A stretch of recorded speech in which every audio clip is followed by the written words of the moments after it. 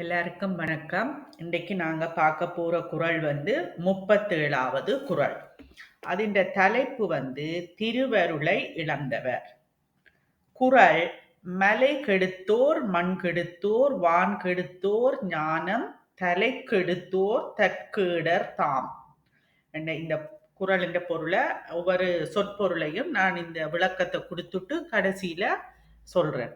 அப்ப இந்த திருவருளை இழந்தவர் யாருன்றத 3 உவமைகள் மூலம் எங்களுக்கு விளங்கப்படுத்துறார் ஆசிரியர். என்னன்னு பார்ப்போம்.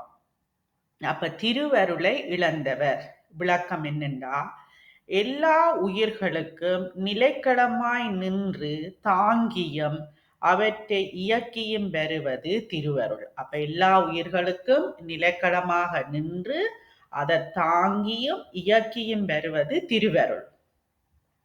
ஆயின் மாந்தர் தம்மை செலுத்துகின்ற திருவருளை சிறிதும் உணராதவராய் திருவருள் நாட்டம் இல்லாதவராய் உலக வாழ்வில் அழுந்தியுள்ளனர். இப்படித்தான் திருவருள் எங்களுக்கு நிலைக்களமாக நின்று எங்களை தாங்கி இயக்கி வருகிறது. ஆனால் மாந்தர் என்றது நாங்கள் மக்கள், நாங்கள் இதை சிறிதும் எங்களை உணர்த்துறது செலுத்துகிறது திருவருள் என்றதை நாங்க சிறிதும் உணராமல் திருவருள் நாட்டமும் இல்லாதவராக நாங்கள் இருக்கிறோம். எப்படி? உலக வாழ்விலே அழுந்தி நாங்கள் இருக்கிறோம். இவர்களையே ஞானம் தலை கெடுத்தோர் என்று குறிப்பிடுகிறார் ஆசிரியர். இப்படியான மாந்தர்களை தான் ஆசிரியர் என்ன சொல்றார்? ஞானம் தலை கெடுத்தோர் என்று சொல்றார். இங்கு ஞானம் என்பது திருவருள் ஆகிய பேரறிவை குறிக்கும். அப்ப இங்க ஞானம் என்று என்ன சொல்லுது? ஞானம் என்றது என்ன பொருளை குறிக்குது? திருவருளாகிய பேரறிவை குறிக்கும். தலை கெடுத்தோர் என்பதில் தலை என்பதற்கு தனியே பொருள் இல்லை. கெடுத்தல் என்பது இழத்தல் என பொருள்படும். அப்ப தலை கெடுத்தோர் என்றதுக்கு ஞானம் தலை கெடுத்தோர் என்றது தானே வருது. ஞானம் என்றதுக்கு என்ன கொடுக்கினோம்? திருவருளாகிய பேரறிவை கொடுக்கும் என்று சொல்லப்படுது. தலை கெடுத்தோரண்டா தலை எண்டத்துக்கு புரிம்பான பொருள் இல்ல. கெடுத்தோர் என்றது என்னத்துல வருதுண்டா கெடுத்தல் என்பது இழத்தல் என பொருள்படும். அப்ப எனவே திருவருளை இழந்தவரே ஞானம் தலை கெடுத்தோர் எனப்பட்டார் என்பது விளங்கும். அப்ப திருவருளை இழந்தவரே ஞானம் தலை கெடுத்தோர் எனப்பட்டார் என்பது விளங்கும். அப்ப திருவருளை இழத்தலாவது அருளிடமாக வாழ்ந்தும் அதனை அறியாதிருத்தல். அப்ப திருவருளை இழக்கிறதுண்டா என்ன பொருள்? அருளிடமாக நாங்க வாழ்ந்தும் அதனை அறியாதிருத்தல் என்றதுதான் இங்க பொருள். இப்ப 3 உவமைகள் மூலம் அதை விளங்கப்படுத்துற. திருவருளை இழந்தவர் நிலையை 3 உவமைகள் கொடுத்து உணர்த்துகிறார் ஆசிரியர். உவமைகளை பின்வருமாறு விளக்கி காட்டலாம். அப்ப 3 உவமைகள்ல ஒவ்வொன்றா சொல்ல போறார். அப்ப முதலாவது என்ன சொல்றாருண்டா, ஊட்டி கொடைக்கானல் முதலிய மலைகளில் வீடு கட்டிக்கொண்டு வாழ்வோர் நிலத்திற்கு மேல் இவ்வளவு உயரமான இடத்தில் தாம் இருப்பதையோ அம்மலை சிறிது நிலை குலைந்தாலும் தம் நிலை என்னவாகும் என்பதையோ சிறிதும் எண்ணி பார்ப்பதில்லை.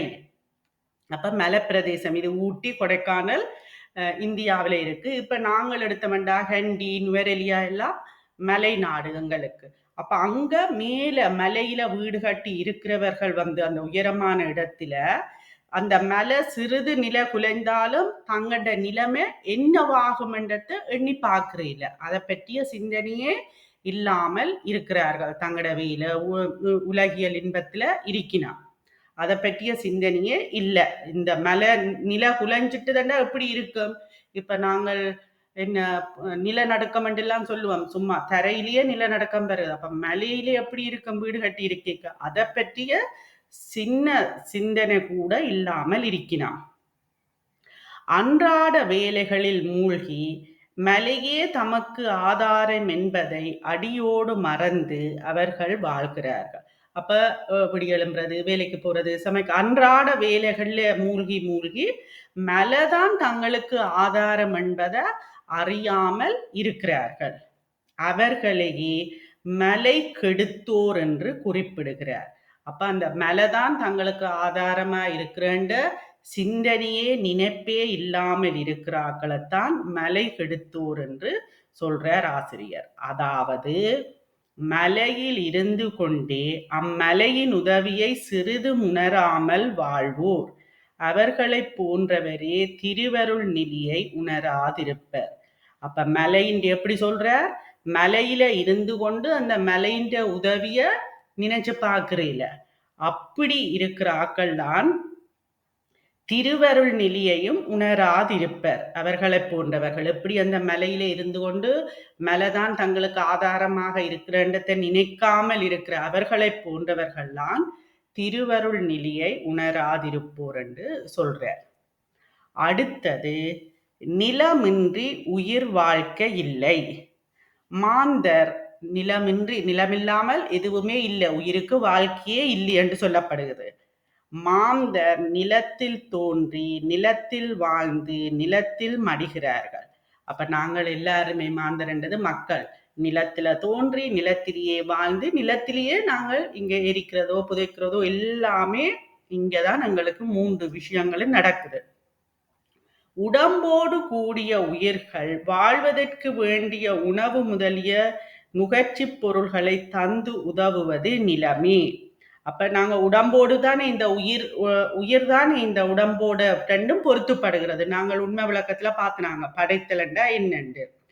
அப்ப இந்த உடம்பும் உயிரும் ஒன்று சேர்ந்து என்ன நடக்குது? உயிர்கள் வாழ்வதற்கு வேண்டிய உணவு முதலிய நுகர்ச்சி பொருள்களை தந்து உதவுவது நிலமே. அப்ப எங்களுக்கு தேவையான சாப்பாடோ எல்லாமே இங்க நிலத்திலிருந்து தான் நாங்க பயிர் செய்து எடுத்து அதன் மூலம் தானே நாங்க சாப்பிடுகிறோம். அப்ப அதைத்தான் நீங்க சொல்ற.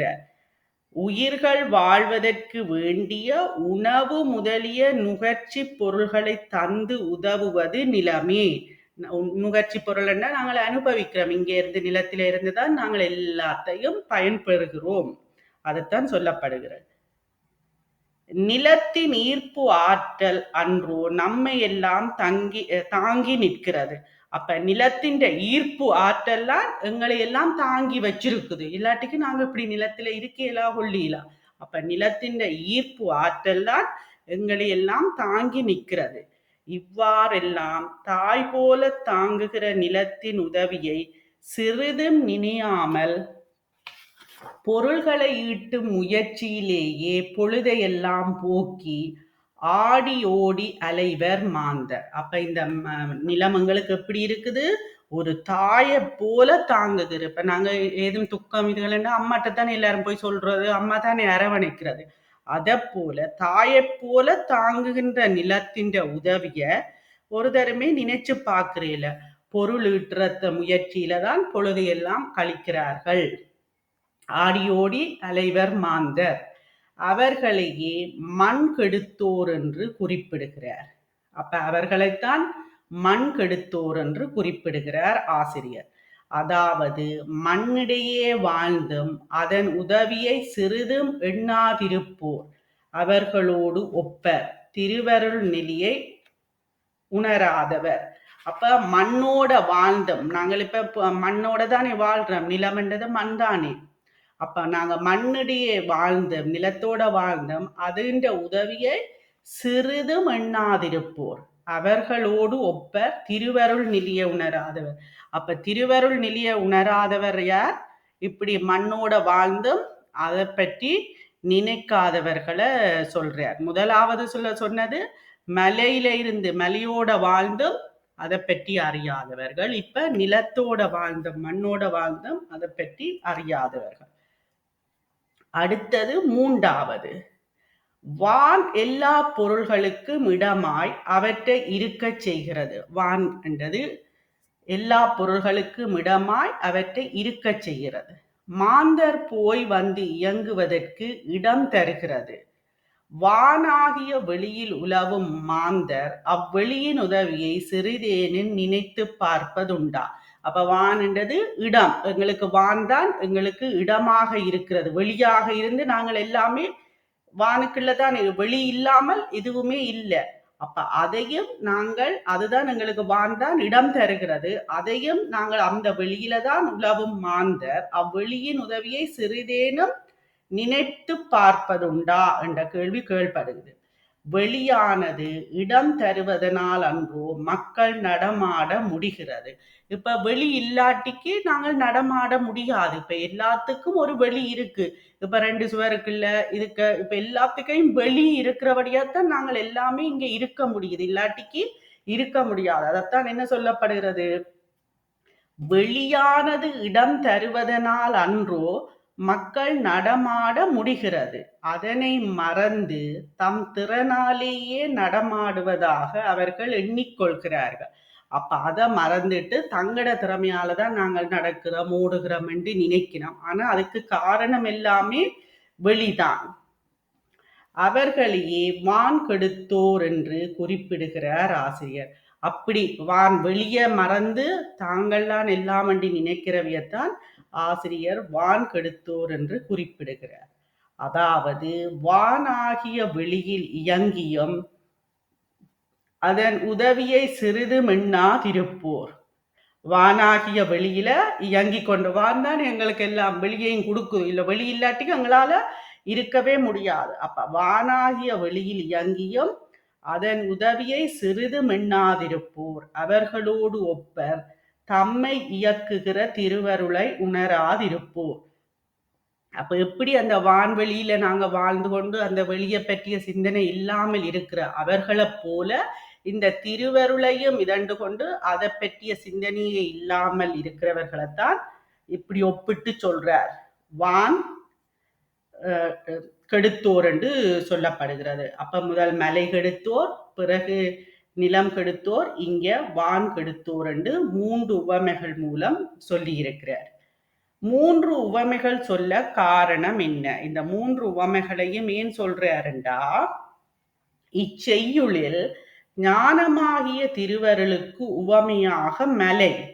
அப்ப இந்த செய்யுள்ள அந்த குறள் படிச்சமே, அப்ப அதில திருவருளுக்கு உவமையாக மலை, மண், வான் ஆகிய 3 பொருட்களை கூறியுள்ளார் ஆசிரியர்.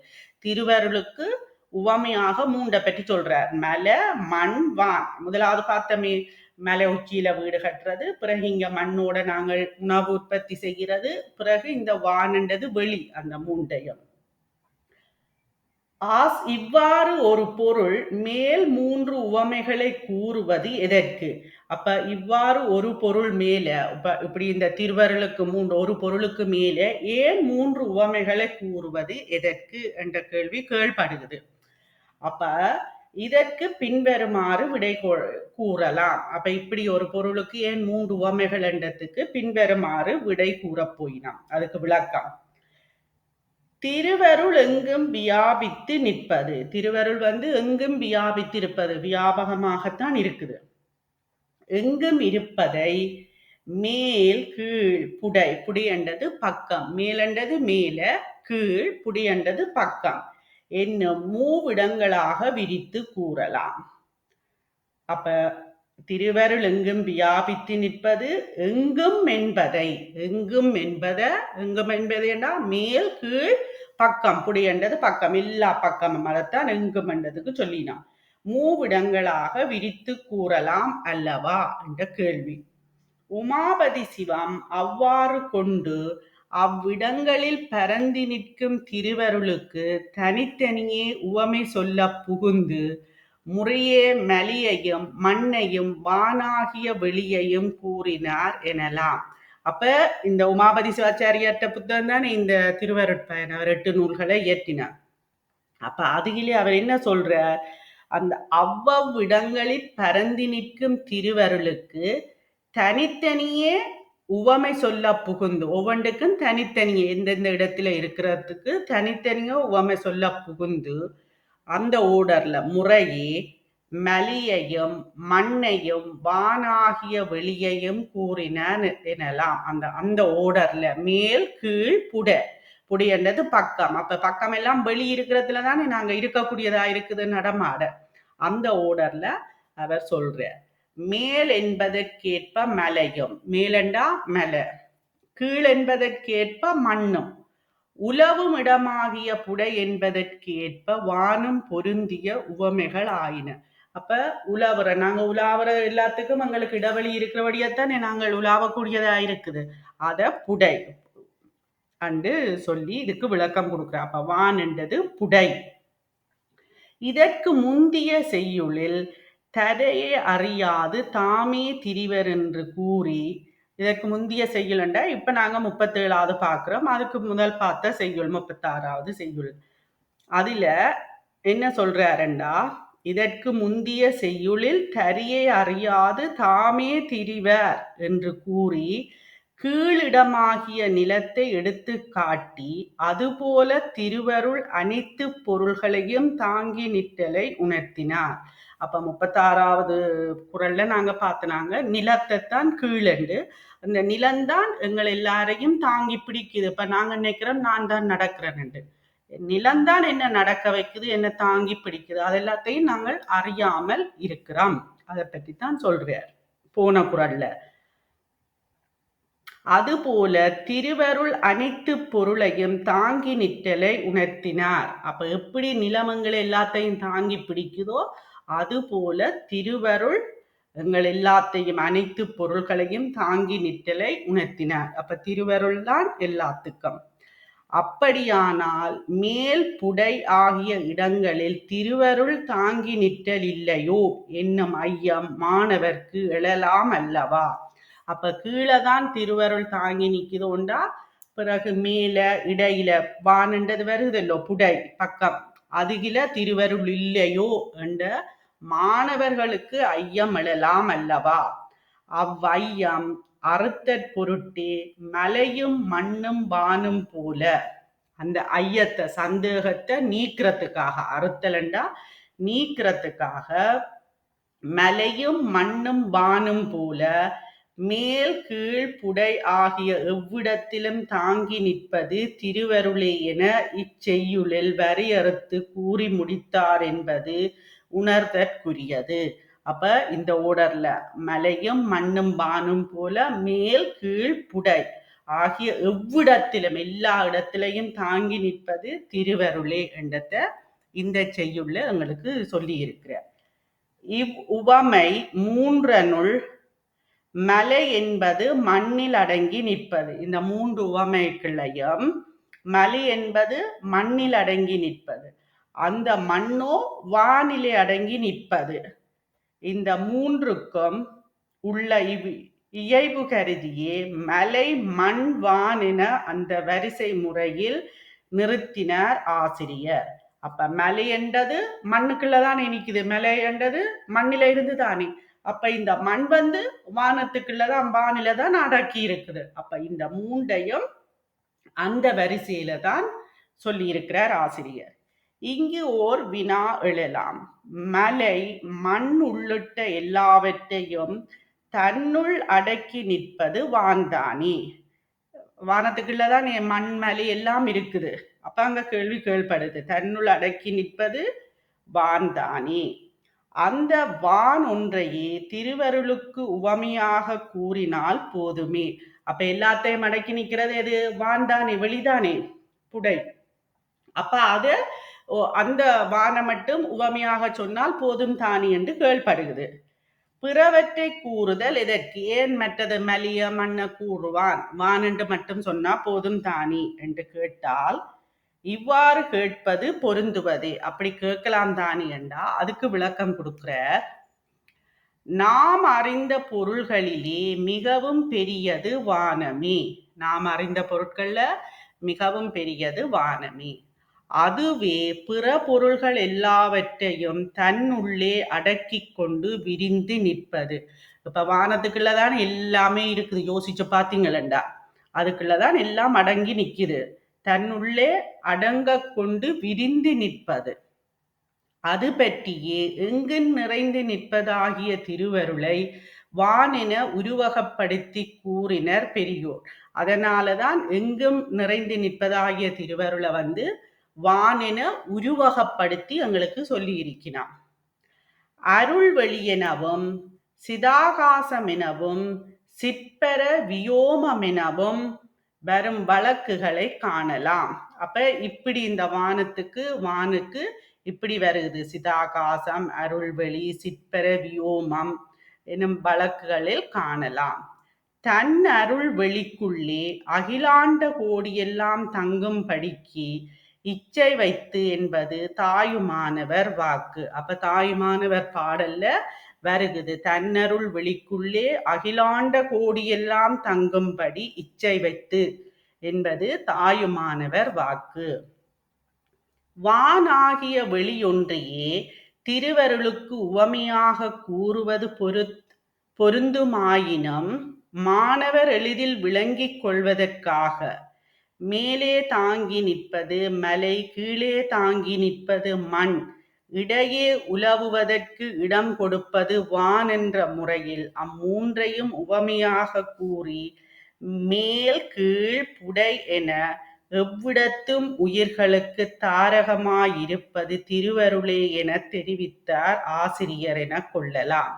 அப்ப வானாகிய வெளியொன்றே திருவருளுக்கு உவமையாக கூறுவது பொருத்தமாயினும், அதுதான் திருவருளுக்கு கூறுறது பொருத்தமாயினும், மாணவர்கள் எங்களுக்கு எளிதில விளங்கிக் கொள்வதற்காக மேல தாங்கி மலையை சொல்லி மேல மலையில வீடு கட்டி இருக்கணும், மேல மலையில தாங்கி நிற்பது, பிறகு கீழே தாங்கி நிற்கிறது மண், பிறகு இடிய உலாவுவதற்கெல்லாம் இடம் கொடுப்பது வான் என்ற முறையில இந்த மூன்றையும் எங்களுக்கு உவமையாக சொல்லி இருக்கிறார். மேல் கீழ் புடை என எவ்விடத்தும் உயிர்களுக்கு தாரகமாயிருப்பது திருவருளை என்று ஈஸியா எங்களுக்கு விளங்க வைக்கிறதுக்காக எடுத்துக்காட்டி சொல்லி இருக்கிறார் என்றதுதான் அது என்ற விளக்கம். அடுத்தது தற்கேடர். அதுக்கு என்ன சொல்லப்படுதுண்டா, திருவருளில் இருந்தும் திருவருளை அறியாதவர் வினை துன்பத்துக்கு ஆட்படுகிறார். அப்ப திருவருள்ல இருந்தும் திருவருளை அறியாதவர் வினை துன்பத்திற்கு ஆட்படுகிறார். திருவருளால் பெறுதற்குரிய மெய்யுணர்வினை பெறாதே போகின்ற. அப்ப திருவருளால பெறுதற்குரிய மெய்யுணர்வினை பெறாதே போகிறார். வீடு பேராகிய பெரும் பயனையும் இழந்தவர் ஆகிறார். அப்ப என்னென்னத்தை இழக்கிறார் என்று பாருங்க. திருவருள்ல இருந்து கொண்டு திருவருளை அறியாமல் வினை துன்பத்துக்கு ஆட்படுகிறது. பிறகு திருவருளால் பெறுதற்குரிய மெய் உணர்வினை பெறாதே போகிறார். திருவருளால அறியக்கூடிய பெறுதற்குரிய மெய்யுணர்வையும் பெறாமல் போகிறார். வீடு பேராகிய பெரும் பயனையும் இழந்தவர் ஆகிறார். வீடு பேராக வர்ற பெரும் பயனையும் இழந்து விடுகிறார். சுருங்க கூறினால் தமக்கு தாமே கேடு செய்து கொள்பவர் ஆகிறார். சுருக்கமாக சொல்ல போனால் எங்களுக்கு நாங்களே கேடு செய்து கொள்றோம். நம்ம சொந்த செலவில சூனியம் வைக்கிறேன்லாம். அப்ப இது எல்லாத்தையும் இந்த 3 விஷயங்களையும் நாங்கள் இழந்து போறோம். அப்ப சுருங்க கூறினால் தமக்கு தாமே கேடு செய்து கொள்பவர் ஆகிறார். திருவருளின் உதவியினால் நம்மை தேடிக் கொள்ளாமல் இவ்வாறு துன்பத்தை வருவித்துக் கொள்கிறார்களே என்ற இரக்க குறிப்பு தோன்ற அவரை தற்கேடர் என்று சுட்டுகிறார் ஆசிரியர். ஏன் தற்கேடர் என்று சொன்னதுக்குத்தான் இந்த விளக்கம். திருவருளினால வார நன்மைய உதவியினால நன்மையை தேடிக்கொள்ளாமல், எங்களுக்கு அந்த திருவருளால வார உதவியினால நாங்க நன்மையை தேடிக்கொள்ளாமல் இவ்வாறு துன்பத்தை வருவித்துக் கொள்கிறார்களே, தேவையில்லாம துன்பத்தை வருவித்துக் கொள்கிறார்கள் என்ற இரக்கத்தில்தான் இதை தற்கேடர் என்று ஆசிரியர் சொல்லுறார். அப்ப இதுன்ற சொற்பொருள் விளக்கத்தை பார்ப்போம். மலை கெடுத்தோர், மண் கெடுத்தோர், வான் கெடுத்தோர், ஞானம் தலை கெடுத்தோர் தற்கேடர் தாம். அப்ப ஞானம் தலை கெடுத்தோரண்டா சிவஞானமாகிய திருவருளை உணராது வாழ்வோர். மலை கெடுத்தோரண்டா மலை மேல் பல காலம் குடியிருந்தும் அம்மலைதான் தம்மை தாங்கி நிற்கிறது என்று எண்ணாது வாழ்பவரோடு ஒப்பர். மண் கெடுத்தோர் என்றா நிலத்தின்கண் வாழ்ந்தும் அந்நிலம் செய்யும் உதவியை நினையாமல் வாழ்பவரோடு ஒப்பர்.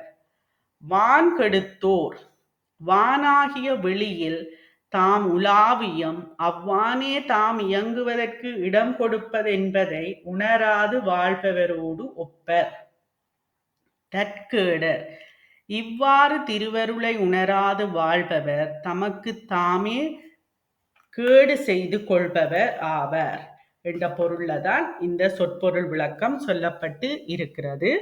இதுதான் 37வது குறள். அடுத்த குறளை நாங்கள் அடுத்த வகுப்புல பார்க்கலாம். இவ்வளவு நேரமும் பொறுமையாக இருந்து கேட்ட எல்லோருக்கும் நன்றி.